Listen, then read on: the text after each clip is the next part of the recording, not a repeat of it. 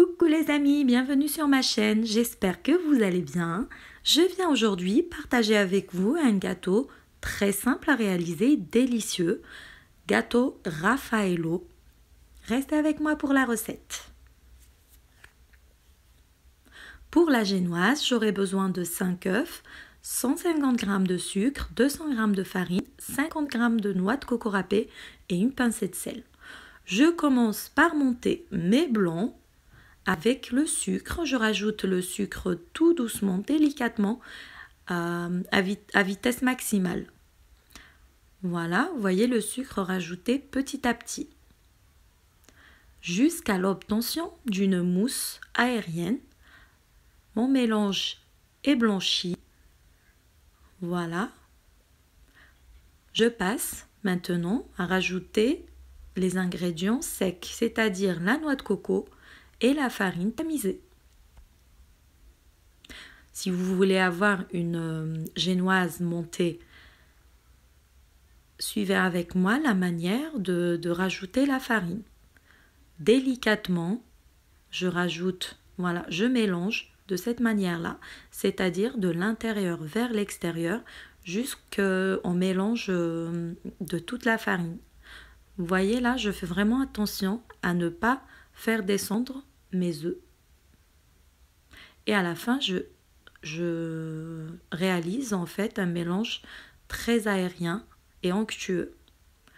Voilà, je suis désolée, j'ai fait avec les moyens du bord. J'avais pas le moule adapté à ce gâteau-là. Donc là, c'est un moule à 15 cm. Si vous avez les moules à layer cake qui sont assez grands en hauteur, n'hésitez pas à utiliser. Je passe à la préparation de ma ganache au chocolat. J'ai pris là 400 g de chocolat blanc, 25 centilitres de crème à 30% que j'ai fait bouillir. Je rajoute un petit morceau de beurre.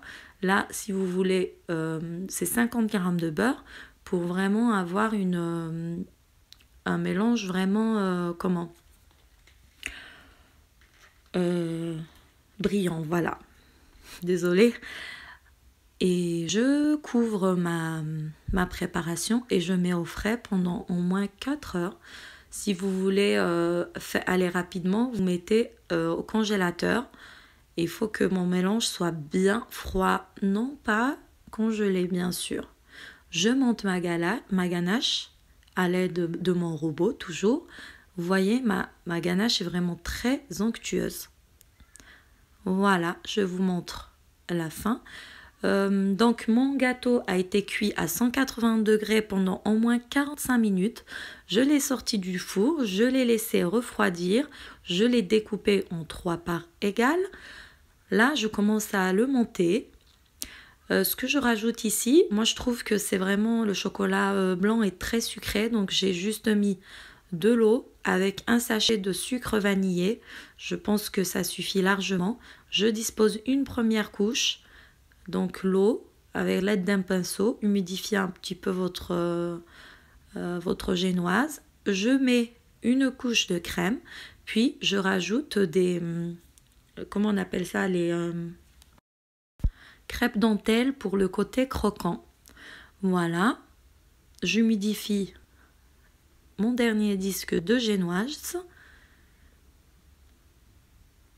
Voilà, prenez vraiment le temps d'humidifier pour que le gâteau ne soit pas sec.